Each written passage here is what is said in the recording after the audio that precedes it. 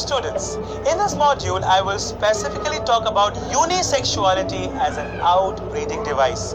So look, listen and learn. So let us see what is unisexuality. So when plant produces unisexual flowers, that is called as unisexuality. Let us see what are the two main types of unisexual flowers. So either the flower will basically have only the stamen, and such flowers are called as staminate flowers, right? Or they are also called as male flowers. And other flowers shows only presence of carpel, right?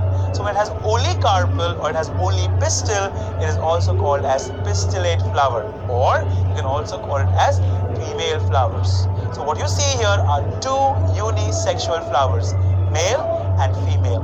Okay, now let us understand how this helps in outbreeding. Okay, first situation.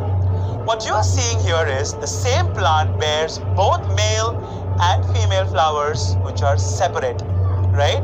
Or they are unisexual but they are still on the same plant, right?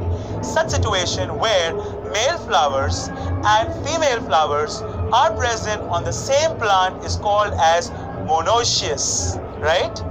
Now what happens here, I start with a pollen grain up there and I let this pollen grain move from the anther to the stigma of the other flower. Obviously, autogamy just got avoided. But because it is the same plant and there are two different flowers, we can call it giotenogamy.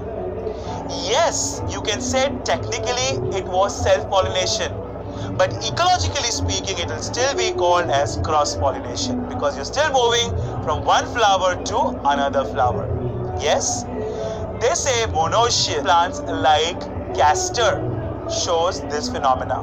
In castor, what you see at the bottom are those white male flowers and on the top are those beautiful pink female flowers. And when pollination happens between these two, we can say it is a case of giotenogamy and obviously not a case of autogamy, right? Now let us see one more situation.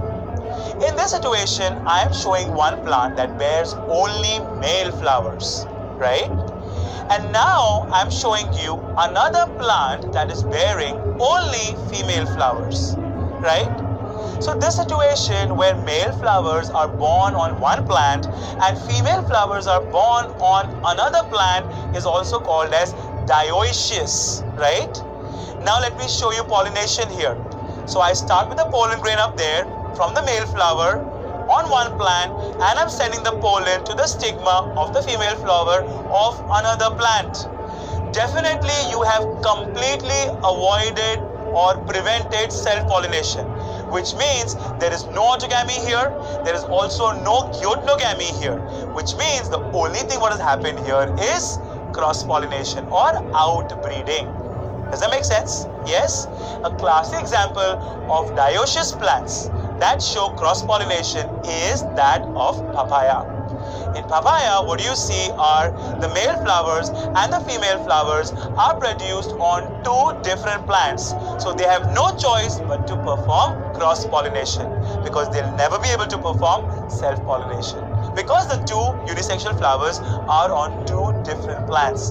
And as long as you're going from one plant to another plant, it is called as cross-pollination. Does that make sense?